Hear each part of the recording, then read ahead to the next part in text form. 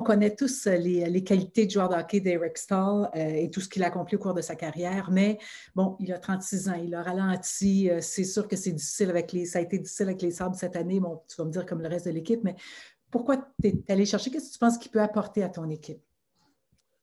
Premièrement,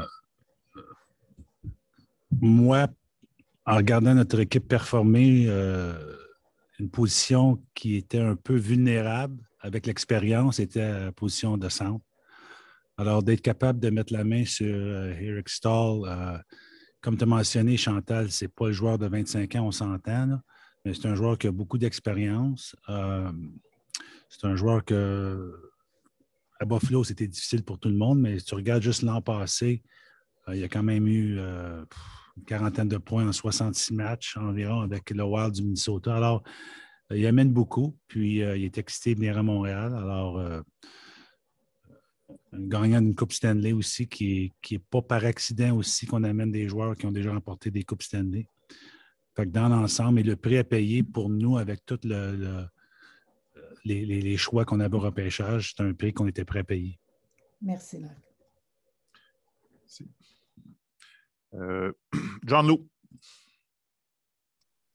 Good morning, Mark. Would you share the genesis and the mechanics of this deal, considering that the day before you pulled off this transaction, when you were talking to us, it really sounded like you weren't all that confident about making a trade before the deadline.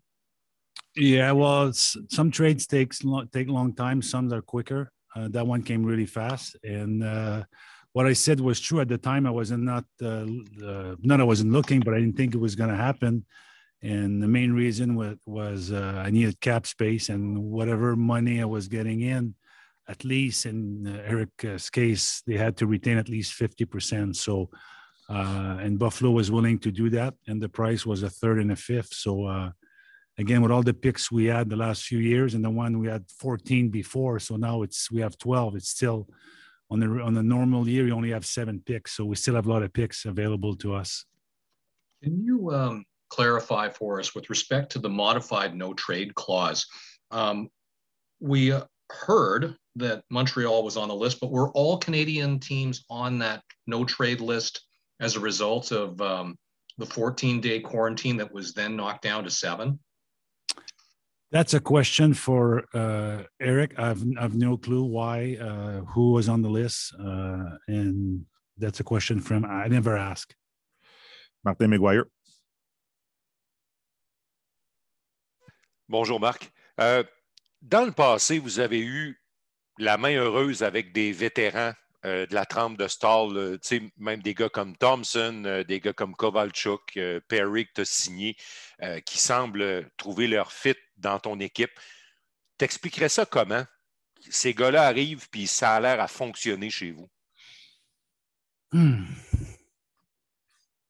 L'atmosphère, le fait de venir dans un marché canadien, comme les joueurs que tu as mentionnés, Covey, Corey,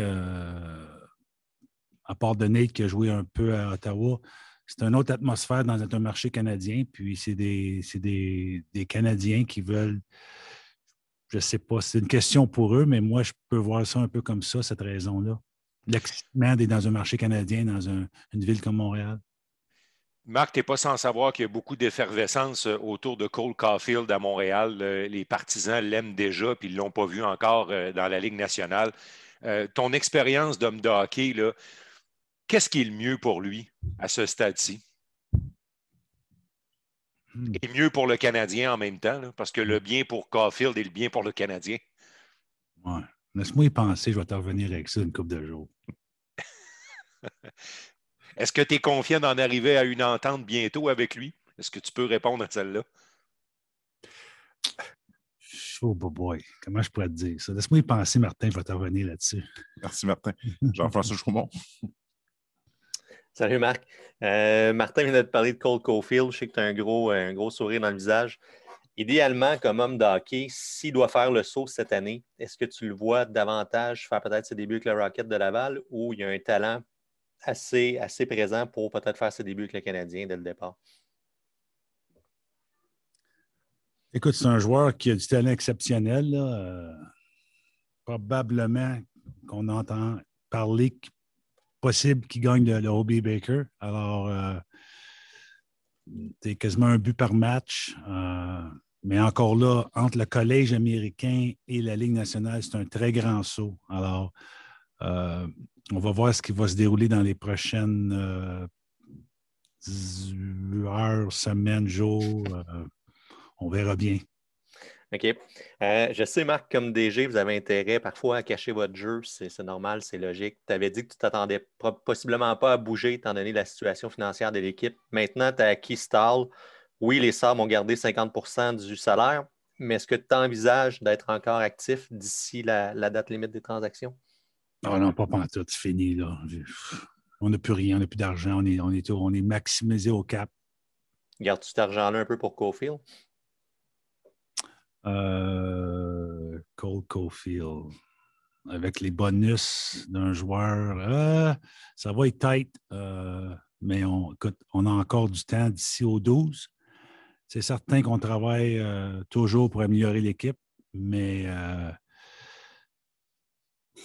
on va voir dans les prochains jours, prochaines semaines ce qui va se passer avec Cole, puis on va évaluer la situation. Arvin Basu. Hey, Mark. Just to pick up on what you just said, are you currently trying to free up some cap space so that you can make further moves between now and the 12th? No. No. Okay.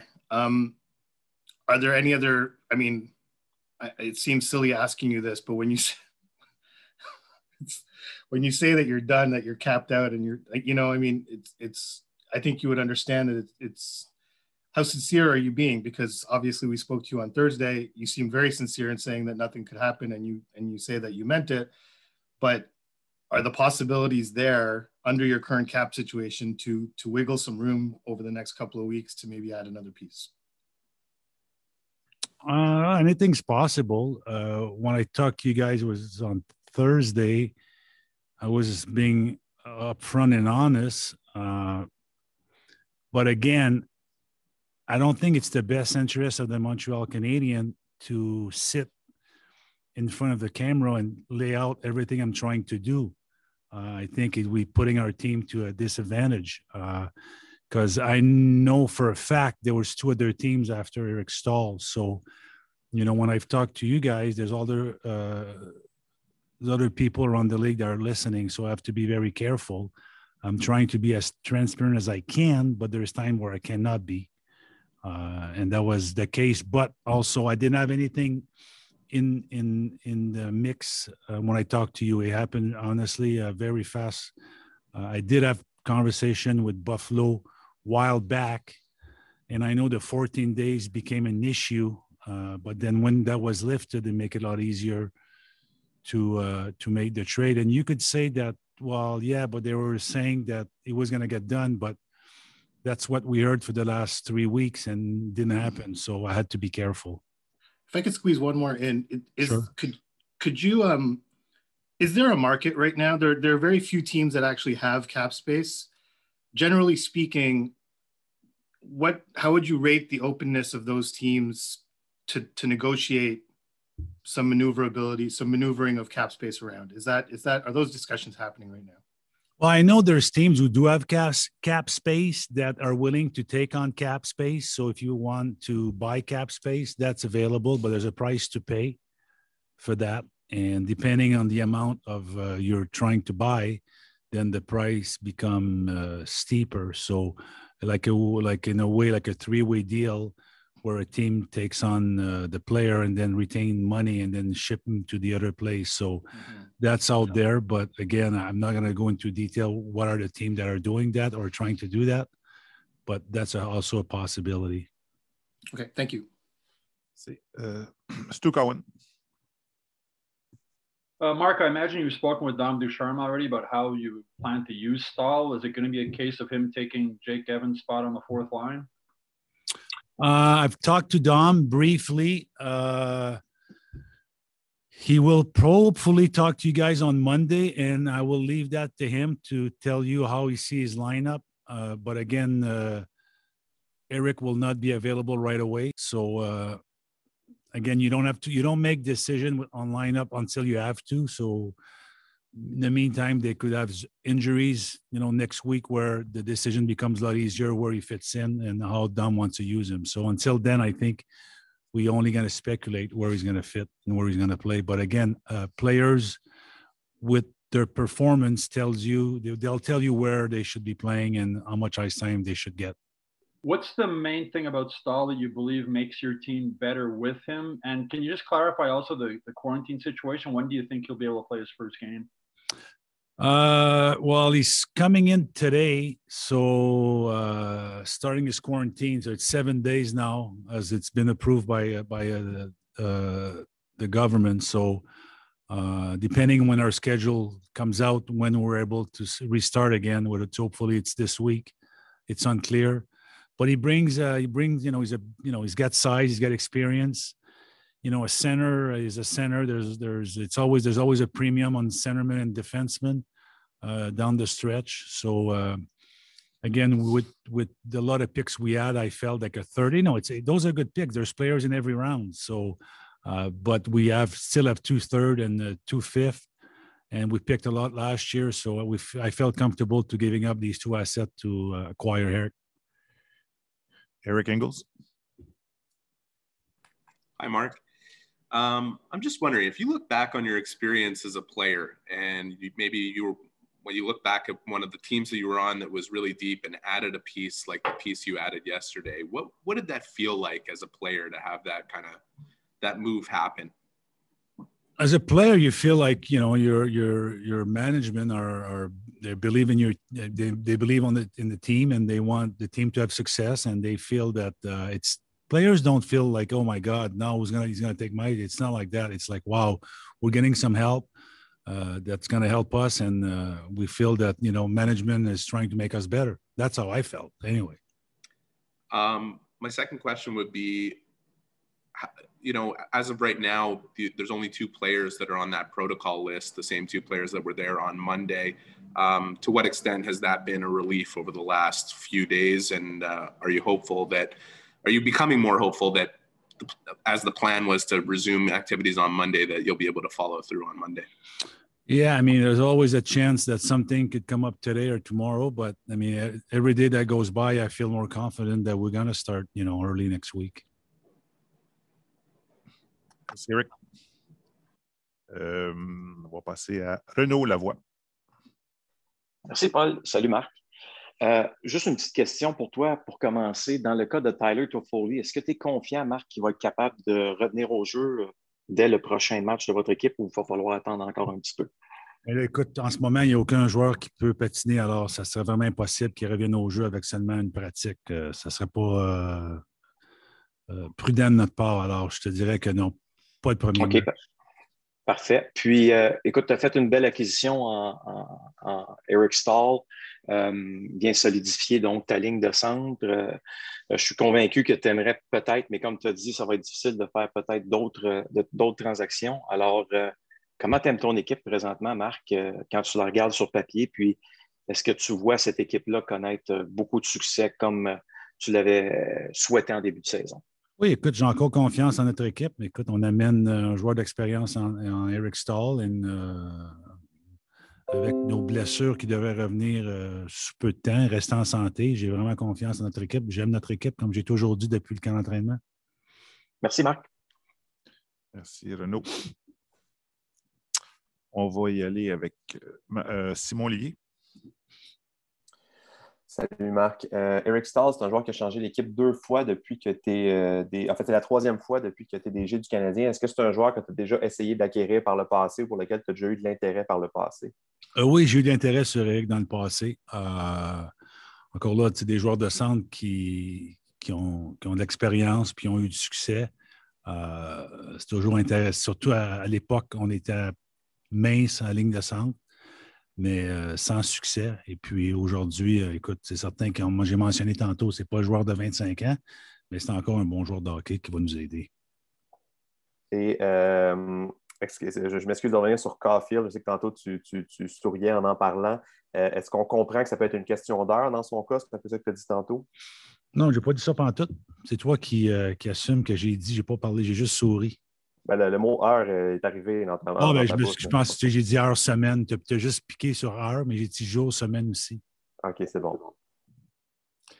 Merci. On est rendu à Marc-André Perrault. Salut Marc, c'est le fun de te voir souriant comme ça ce matin. Je voulais que comment tu pourrais qualifier le travail de John Sedgwick cette année? On dit, dans un contexte tellement difficile, on dirait qu'il sort toujours un lapin de son chapeau, là, puis l'aide qu'il représente pour toi. Ben, écoute, un homme de hockey très important pour notre équipe. Puis, je pourrais te dire que j'aurais de la difficulté à faire le travail sans John Sedgwick. Alors, c'est une personne très importante pour l'organisation et pour moi-même. On est en conversation, je te dirais, peut-être 10 fois par jour. Est-ce que des fois, tu te dis, mon Dieu, comment il a fait? Ben, c'est pas comment il a fait, c'est pas un magicien. Là. On a des règlements, il faut que. C'est pas lui qui a écrit le CBA, là, mais il est vraiment il est vraiment on top. Puis il est vraiment bon pour nous. Merci. Oh, excuse-moi, merci Marc-André. Marc-Antoine Godin. Oui, bonjour Marc. Écoute, la saison dernière, en fait, durant l'entre-saison, tu avais en quelque sorte battu de vitesse le marché dans le cas de Joel Edmondson. On dirait que c'est un peu la même chose qui vient de se produire avec Eric Staal, d'essayer de bouger plus rapidement. Est-ce que c'est-tu juste un résultat de la façon dont la situation dans laquelle les équipes se trouvent, ou est-ce que c'est une résolution que tu t'es donnée de dire je vais essayer de battre de vitesse le marché? Ben, pas nécessairement battre le marché, c'est juste que le plus longtemps que tu peux avoir le joueur, le mieux que c'est, à mon point, pour l'équipe. Alors, on a toujours le 7 jours qui ne sera pas disponible.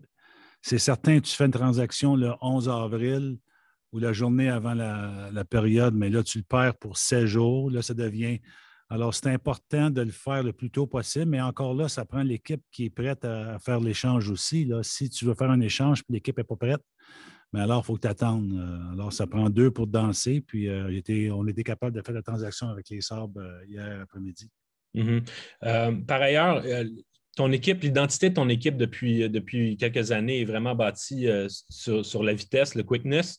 Là, Eric Staal, son coup de patin a ralenti avec les années, forcément. Par contre, c'est un autre gagnant de la Coupe, c'est un autre gros gabarit, ça rentre dans les valeurs que tu cherchais depuis un an. Mais où est-ce que tu vois l'équilibre entre ces facettes-là, puis entre justement aller chercher les éléments que lui t'apporte, puis peut-être être prête à payer un petit prix au niveau du entre guillemets, du ralentissement de ton équipe?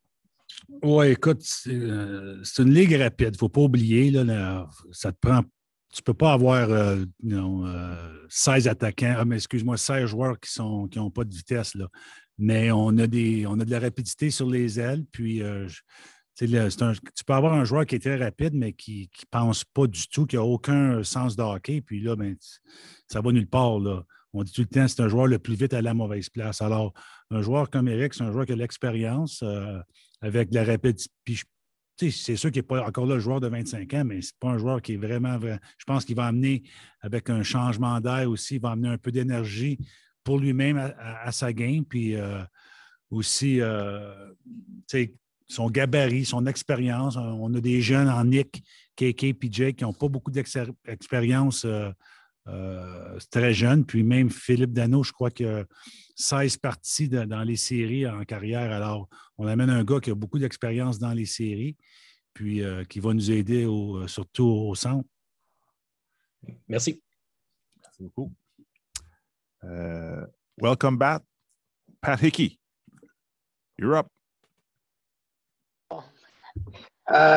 Mark, we know we have a break that you probably weren't planning on and probably don't appreciate, but is there any advantage to having this time off? Well, to a degree, yes. If you look at, getting the player rested, the few players we had who had injuries, minor injuries, yes. But then, having to start right away with very little practice and then having more games in less time. Yeah, so it's like this, but one way good, one way bad. You pick which one. Thanks, Mark. Stay well. You too. Thank you. On est rendu à Martin Lemay. Oui, on m'entend bien? Oui. Marc, deux petites rapides sur l'évaluation. Premièrement, Eric Stahl, lequel des deux que tu vas chercher, celui qui a connu du succès avec Minnesota ou celui où c'est pour plus difficile à Buffalo? Je sais que tout est difficile à Buffalo, mais quand vous évaluez les joueurs, comment tu fais pour savoir lequel tu es allé chercher? Ben, tu ne sais jamais tant que le joueur n'arrive pas dans ton alignement. Il y a des joueurs qui ont du succès dans une autre équipe, tu vas le chercher puis ça ne fonctionne pas du tout. Puis des fois, c'est le contraire. Alors, écoute, on va voir dans les prochaines semaines, prochains mois, mais on croit encore que du hockey à donner. Puis c'est pour cette raison qu'on est allé chercher. Ma deuxième, c'est Cole Caulfield, mais sur l'évaluation. Granato a dit que vous l'avez regardé, scouté en long et en large cette année. Avec l'évaluation que vous en faites, est-ce que tu es capable de nous dire aujourd'hui que tu sais si ça va être à Laval, ça va passer, ou tout de suite il peut aller à Montréal, ou il va falloir que tu fasses des tests, même si tu l'avais vu 1000 fois? Ligue complètement différente. C'est certain qu'il y a eu du succès. C'est un joueur exceptionnel. Tu vois, même hier, je regardais le match, son deuxième but, la rondelle, tu sais, Jean Ovechkin, là, la rondelle vient quand même, elle se promène, c'est bang, c'est parti. Il y a un talent exceptionnel pour ça. Mais on va prendre notre temps, on va l'évaluer, puis on va voir ce qui va se passer dans les prochaines périodes de temps. OK, j'ai deux petites questions. Arpin, you wanted to... Arpin, there you go. Vas-y, Arpin. Yeah, hey, Mark, just a quick a detail issue. Is there anything you can share about the status of Tuesday's game? There's some reports that maybe you'd face Edmonton instead of Ottawa. I don't know if you can share anything on yeah, no, I can't. I'm not allowed to share. I know what's going on, but I'm not allowed to share. That I'm going to leave that to the league. That's who handle the scheduling, and they're on their own time frame as far as letting people know. And I'm sure you could probably find out from the media, from the network, because they'll have a better. I mean, I do know, but they might spill the beans before I do. Okay, thanks. You're welcome. GF. Oui, salut Marc. On t'a parlé beaucoup de Caulfield, mais au cours des derniers jours, on ne t'a pas parlé de Jordan Harris, qui lui a choisi de retourner pour une 4e saison à Northeastern. Il y a tout le temps un risque quand un gars s'engage pour une 4e année. Mais j'imagine que tu as eu des conversations avec lui. As-tu le sentiment qu'il veut rester fidèle à l'équipe qui l'a repêché? Oui, écoute, on a eu des conversations. Puis, tu sais, un joueur a un choix. Puis, écoute, je crois qu'il a été nommé capitaine récemment. Puis il faut s'entendre aussi avec l'année à cause du COVID, qu'il y a eu beaucoup d'universitaires, c'était plus difficile. Je pense qu'il veut vivre l'expérience encore une autre année, mais j'ai aucune indication qu'il n'y a pas d'intérêt avec les Canadiens. Il sait qu'on a passé beaucoup de temps à le regarder, puis on le suit, puis on est vraiment impliqué dans son développement. Merci. Merci, Jeff. On a presque fini. Martin McGuire avait une question. Arpin, tu en as parlé un petit peu en anglais, là, mais au moment où on se parle, si vous avez tous des tests négatifs d'ici là, Marc, est-ce que vous jouez à Ottawa mardi soir? Si tous les tests sont négatifs d'ici lundi, grande possibilité d'un match mardi, oui. Mais je ne peux pas vous dévoiler en ce moment. La Ligue va le faire. Le match est contre qui et à quel endroit? Eric Engels, you had the last one? Yeah, just a quick one. Mark, I know you've been really busy, but I'm sure you've had a chance to watch some hockey this week, and the two teams that are directly chasing you have lost all their games in regulation. You guys have a lot of games in hand here and a pretty significant advantage because of that. How do you view that situation? The games in hand are only good if you win them. So, I mean, it's nice to have them, but, you know, we have to win those games. And, again, our schedule will be a little tougher now because of the week off. So, again, we have to control our destiny and we have to win our games and not going in back door. So, I expect our team to be ready to play when we start again.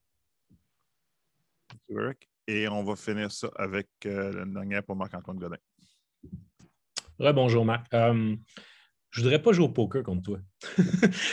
Écoute, à propos de ta défensive, là maintenant, en l'absence de Sherrod, qu'est-ce que tu as vu jusqu'à maintenant? Tu regardes de temps à autre, vous utilisez Xavier Ouellet, d'autres fois, c'est Victor Mété. Vous avez certaines ressources à Laval, mais quelle évaluation tu fais de ta brigade défensive, de ton troisième duo, quand Ben Sherrod n'est pas là? En général, on s'est bien débrouillé. Écoute, c'est certain que Ben fait un grand trou dans notre alignement en défensive, mais je m'attends à un retour, on va frapper sur du bois, là, plus rapidement que prévu avec Ben. Mais encore là, il n'y a rien de certain, mais au moment où on se parle aujourd'hui, ça regarde bien. Alors, dans l'ensemble, je peux dire que je suis satisfait des joueurs qui ont remplacé le temps de glace de Ben. Je pense que Joël a fait une bonne job, Eddie avec Shea, puis Cooley avec Peary, qui ont eu du succès dans le passé. Je pense qu'ils ont tenu l'équipe en bonne position. Mais le fait que vous ayez autant de matchs qui s'en viennent d'ici la fin du calendrier, ça va être encore plus de pression sur votre top 4. Alors, qu'en est-il du troisième duo? Je ne comprends pas ta question. C'est-à-dire qu'étant donné que vous allez être très occupé, il y a beaucoup de matchs en peu de temps qui vont être joués. Si vous vous fiez encore plus sur votre top 4, sur les 4 gars que tu as nommés, quelle est l'évaluation que tu fais des autres gars qui restent, les Mété, les Ouellet, etc.? J'ai répondu de mieux que je pouvais. Jusqu'à maintenant, je pense qu'ils ont fait une bonne job. Ouais. Puis, écoute, il y a un temps que ça a été Xavier, d'autres temps c'était Meats. Mais dans l'ensemble, écoute, quand tu as des blessés, tu as un blessé d'un joueur comme Ben, ça va t'affecter. Puis il y a des joueurs qui sont obligés de monter le temps de glace. Puis, écoute, tous les joueurs veulent tout plus de temps de glace. Alors, c'est une opportunité pour eux de démontrer qu'ils le méritent puis qu'ils ont une place pour avoir ce temps de glace. Alors, ça devient sur eux. Tu vas le demander, veux-tu jouer plus? Il va tout te dire oui, je veux jouer plus de temps de glace. Mais le temps de glace, il est là. Alors, profites-en et fais le mieux possible pour le garder.